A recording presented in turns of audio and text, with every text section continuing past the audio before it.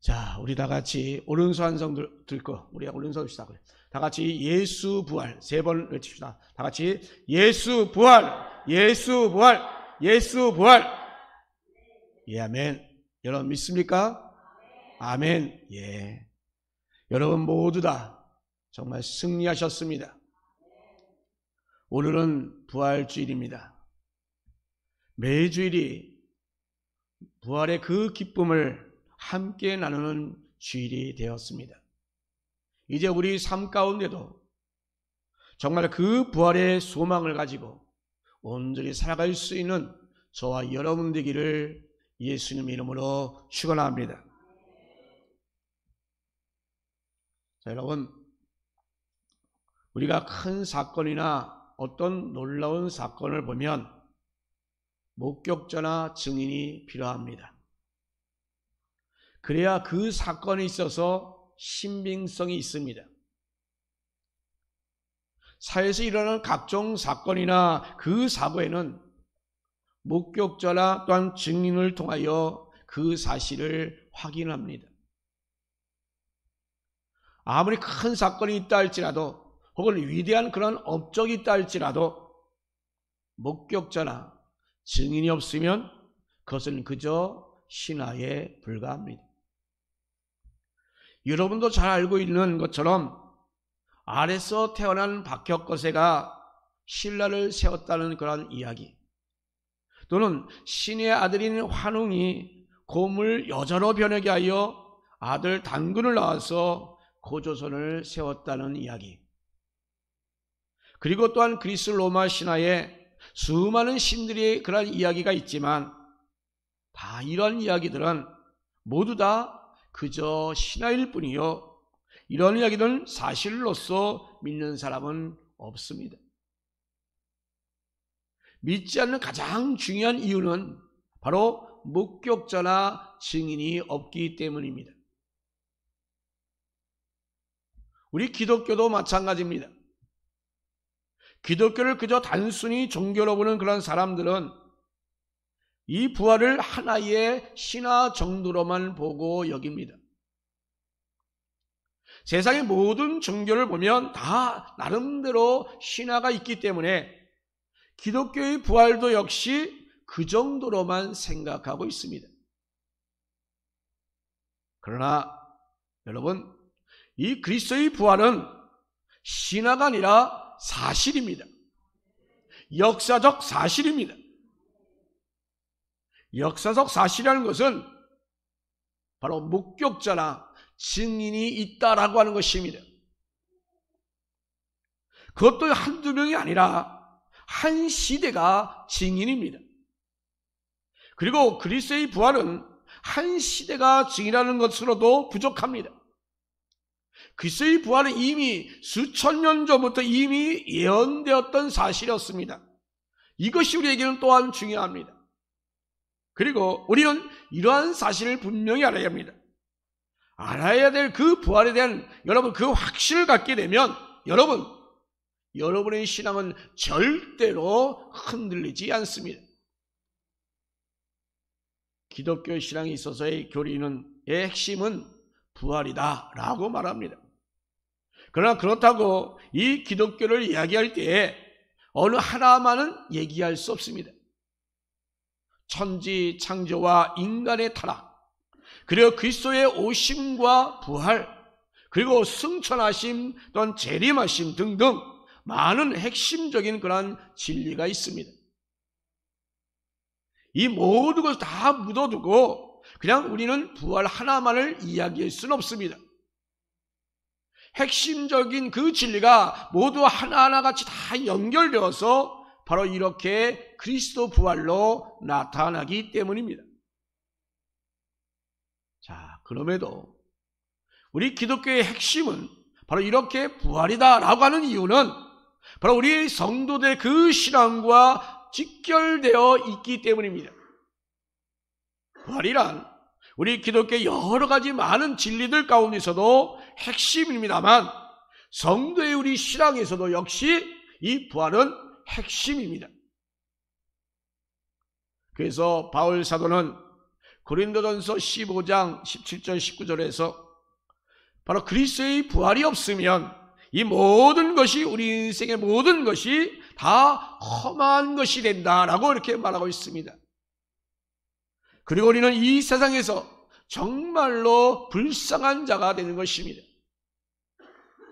그만큼 이 그리스도의 부활은 나에게 있어서, 그리고 또한 우리의 신앙에 있어서 핵심입니다. 그러기에 이 부활신앙을 우리가 제대로 갖는 것이 무엇보다도 중요합니다. 따라서 오늘 우리는 이 그리스도의 부활을 우리가 함께 기념하면서 그 부활의 예언과 그리고 목격자와 증인의 그 중요성에 대하여 우리 한번 생각해 보고자 합니다. 자, 첫 번째로 그리스도의 부활에 대한 그 예언의 말씀입니다.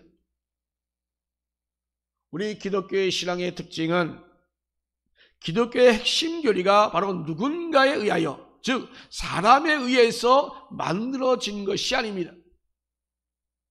기독교 주인인 바로 하나님이시는 것처럼 기독교의 모든 진리는 모두 다 하나님에 의하여 만들어진 것입니다.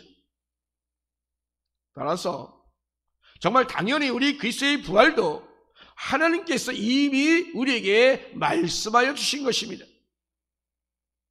즉 그리스도께서 오셔서 당신의 사역을 감당하시는 그런 과정 가운데 온전히 성취되었던 것입니다. 구약 성경에 보면 메시아의 부활을 의미하는 그런 말씀이 많이 있는데, 그 중에 시편 16편 9절 10절 말씀 보면 이것은 다윗의 시입니다.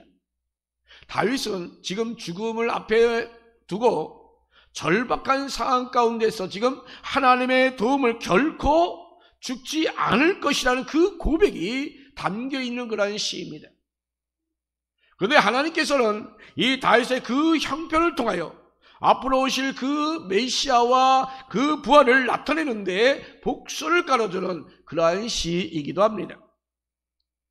또한 실제로 베드로는 오순절날에 성령 충만을 받고 유대인과 예루살렘에 사는 모든 사람들아, 이 일을 너희로 알게 할 것이니 내 말에 귀를 기울이라 라고 말씀하였습니다. 자, 그러므로 내 마음이 기뻐하였고 내 혀도 즐거워했으며 육체의 희망도 거리니 이는 내 영혼을 음부에 버리지 아니하시며 주의 거룩한 자로 썩음을 당하지 않게 하려 하심이라 라고 또 말했습니다. 지금 이 구절은 지금 베드로가 시편 16편 9절 10절 말씀을 거의 그대로 지금 인용하면서 지금 이 구절을 바로 예수 그리스도에 대한 그 부활에 대한 예언의 성취의 증거로 삼고 있습니다. 바울 사도 역시 시편 16편을 인용하면서 사도행전 13장 35절 똑같은 이야기를 합니다. 또 다른 시편에 일렀으되 주의 거룩한 자로 썩음을 당하지 않게 하려 하심이라 라고 말합니다. 이렇게 베드로 사도나 사도 바울이나 모두 다 이렇게 그리스도께서 부활하신다는 이 사실을 바로 증명하기 위해서 이미 수천 년 전의 시편 16편 8절 11절의 그 말씀을 지금 이야기하고 있습니다. 달리 말하면 시편 16편 8절 11절 말씀이 바로 이 그리스도의 부활에 대한 예언이었다라고 이렇게 확증해 주는 그런 말씀인 것입니다. 이미 수천 년에 예언했던 그 말씀이 지금 이 신약 시대에 바로 이 그리스도의 부활로 나타냈다라고 지금 베드로와 사도 바울이 증언하고 있습니다. 다른 사람도 아니라 바로 제자들의 말입니다. 그리고 그 제자들의 말이 더 신빙성 있고 더 확정적인 것은 사실 그것은 그들의 말이 아니라 바로 성령의 말이다 라고 하는 사실입니다. 우리가 본문을 그저 단순히 모여있는 사람들에게 지금 베드로가 지금 자기 자신이 생각하고 느끼는 것을 지금 말하고 있는 것이 아닙니다. 본문 사도행전 2장 말씀에 보면 성령께서 강림하는 그 현장을 실황 중계하듯이 실제 상을 그대로 알리는 내용이었습니다. 특히 사도행전 2장 4절 말씀 보니까 지금 제자들이 성령을 충만히 받고 성령이 말하심에 따라 방언을 하고 또 그 입으로 하나님의 그 뜻과 계획을 그곳에 있는 모든 사람들에게 이야기하는 것, 그것이 바로 오늘 본문의 말씀입니다. 그저 단순하게 자신의 생각을 말하는 것이 아니라 성령이 말하게 하심을 따라서 바로 이렇게 그리스도의 부활을 지금 이야기하고 있습니다. 자, 그런데 지금 이 그리스도의 부활은 이미 수천 년에 예언했다는 그 시편에 예언된 말씀이 그대로 이루어진 것입니다. 그런데 여러분, 이보다 더 중요한 말씀이 있습니다. 바로 예수님 자신의 말씀입니다. 자, 예수님께서 부활하셔서 의심하는 그 제자들에게 누가복음 24장 24절에 말씀합니다. 그것은 바로 시편 16편의 말씀을 다시금 그 부활에 대한 말씀을 확증하여 제자들에게 말씀하고 있습니다. 그러니 우리도 정말 베드로처럼 그리스도의 부활에 대한 그 확신이 저와 여러분 가운데 있기를 주님의 이름으로 축원합니다. 자, 그러면 이 예언에서 머물러 있지 않습니다. 두 번째는 부활하신 예수님 자신이 부활을 증거했습니다. 자, 여러분, 증거에서 가장 중요한 것은 뭡니까? 바로 그것은 자기 자신의 진술이 아주 중요합니다. 여러분, 본인이 아무것도 말하지 않는데 다른 사람이 이야기하는 것, 그것은 아마도 사실성이 아마 떨어질 것입니다. 바로 이 점에서 우리는 예수님의 부활의 그 확실성은 우리가 두 가지로 압축되어 말할 수 있습니다.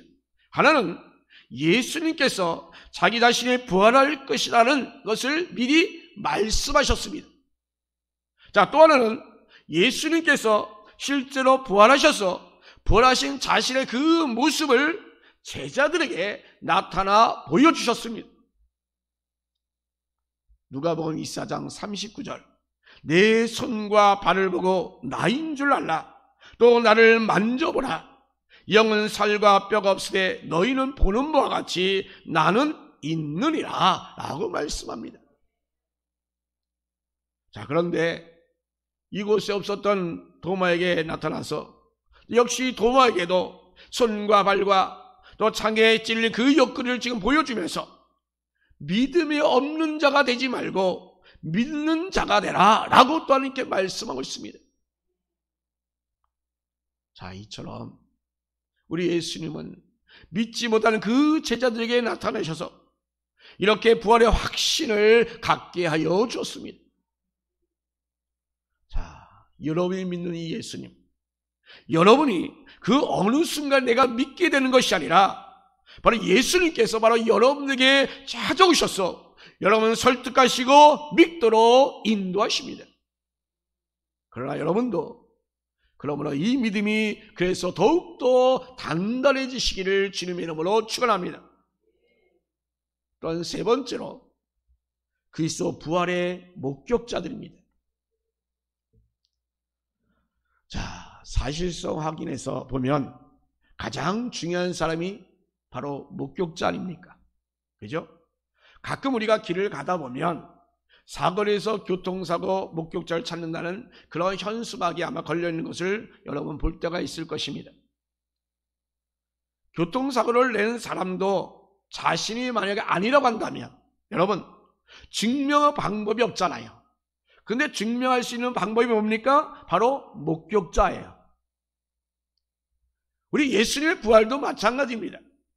인류 역사상 이 불가능한 일은 정말 많이 있지만 여러분 경험적으로 볼 때에 가장 확실하게 불가능한 것은 바로 우리 인간의 부활 아닙니까?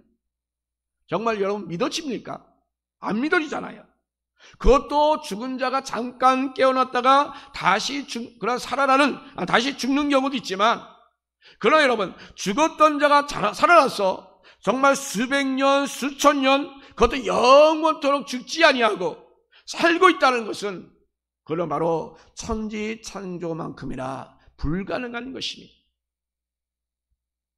그런데 지금 그런 일이 있다라고 지금 말씀하고 있습니다.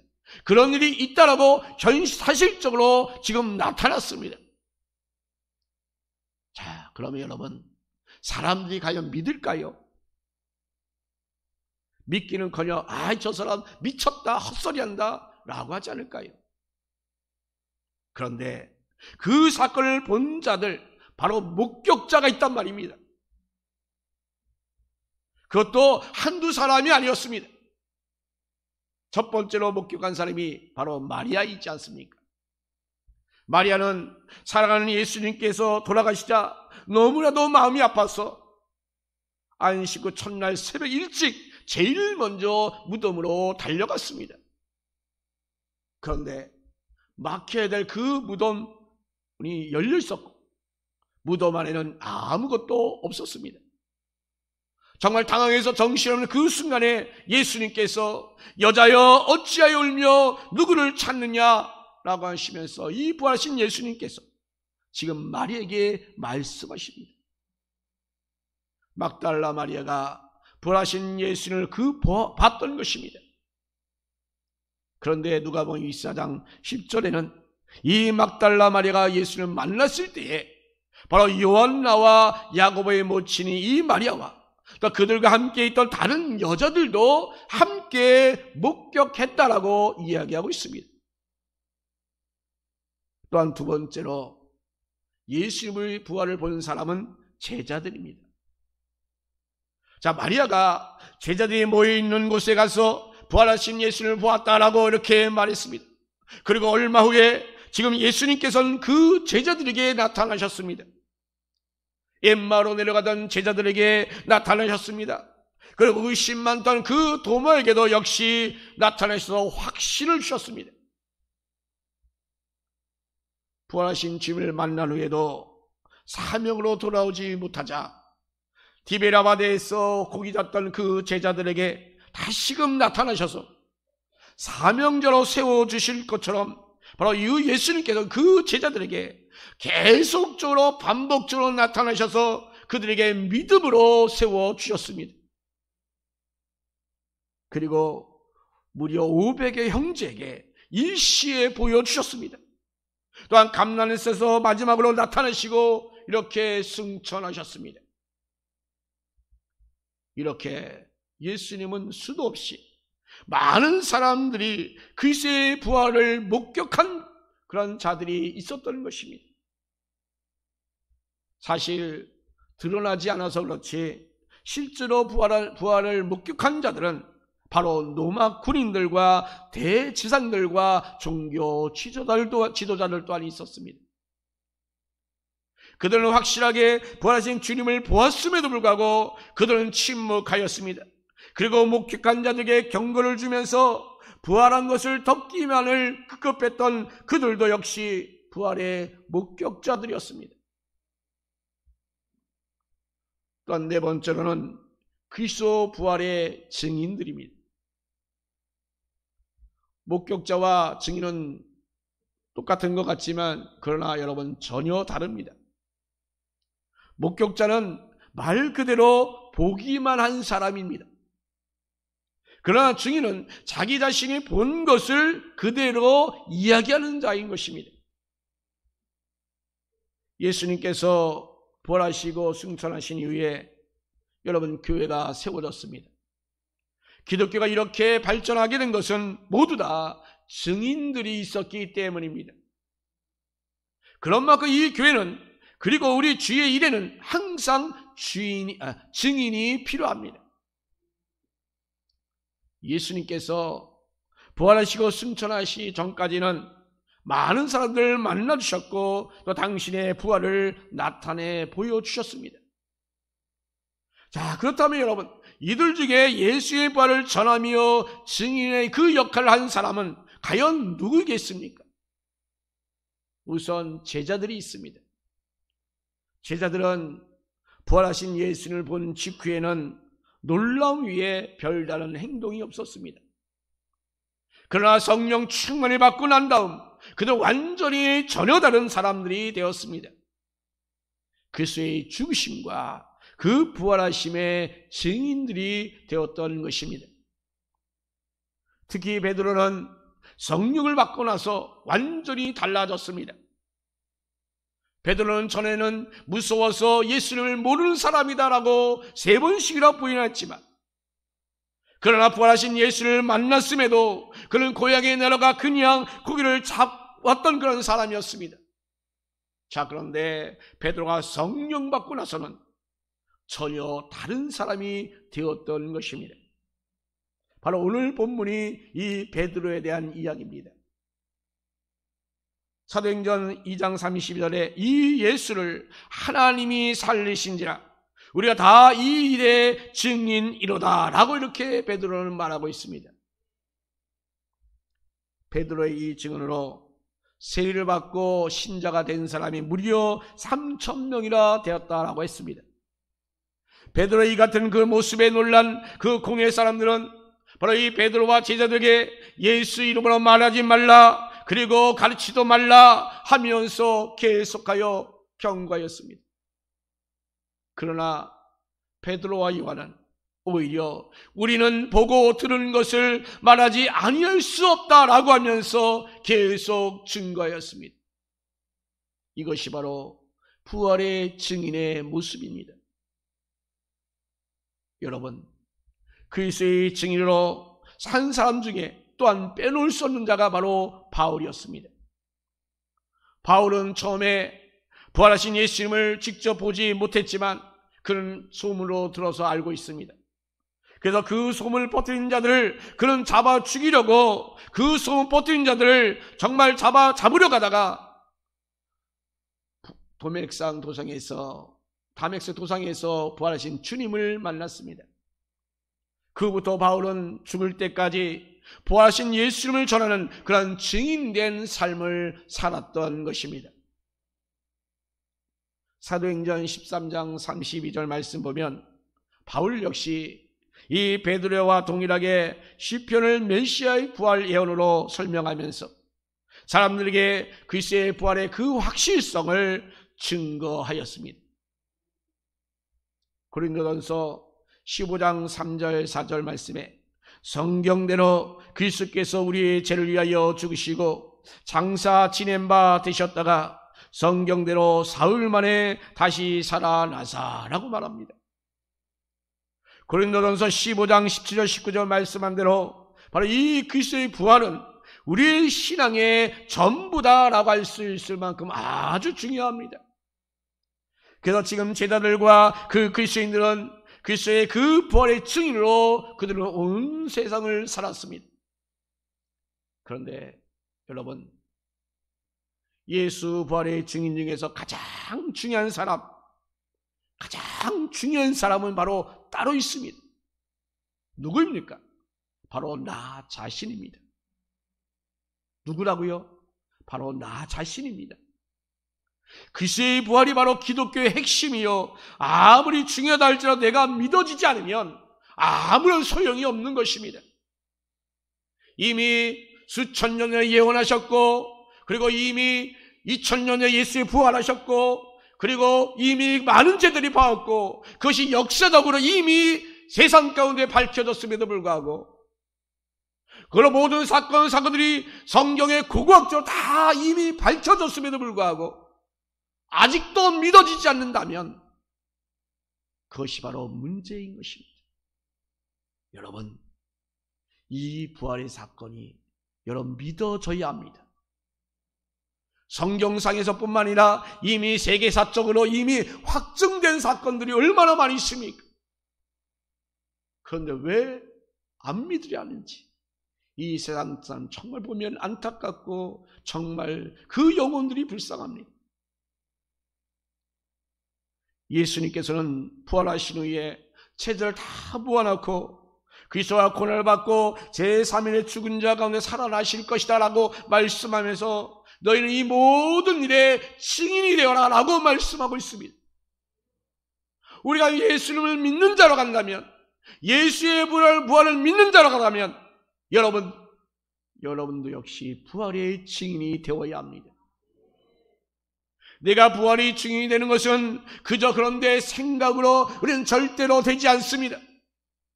여러분이 하고 싶다고 절대로 안 됩니다. 여러분, 성령 충만해야 가능합니다. 제자들이 성령 충만하여 그의 증인이 되었던 것처럼 바로 여러분도 역시 성령 충만하기를 예수님 이름으로 축원합니다. 여러분, 성령 충만하면 부활의 증인이 될 수 있습니다. 그리고 부활신을 가진 사람은 여러분의 그 삶의 태도가 완전히 바뀌어집니다. 예수 믿기 전과 예수 믿은 후에 그 삶이 바뀌어집니다. 성령 받기 전과 성령 받은 후의 삶이 바뀌어집니다. 그리스도의 부활을 믿기 전과 그리스도의 부활을 믿기 후의 삶이 완전히 바뀌어집니다. 여러분 삶은 어떻습니까? 세상 것에 연연하지 않습니까? 세상 것에 여러분 목숨 걸지 않습니까? 그러한 삶이 정말 오직 세상 것에 연연하지 않고 목숨 걸지 않고 오직 하나님의 일만을 바라보며 살아가는 그 삶이 저와 여러분 가운데 일어나기를 주님의 이름으로 축원합니다. 바로 여러분 역시 그새 그 부활의 증인이 되시기를 예수님의 이름으로 축원합니다. 아멘.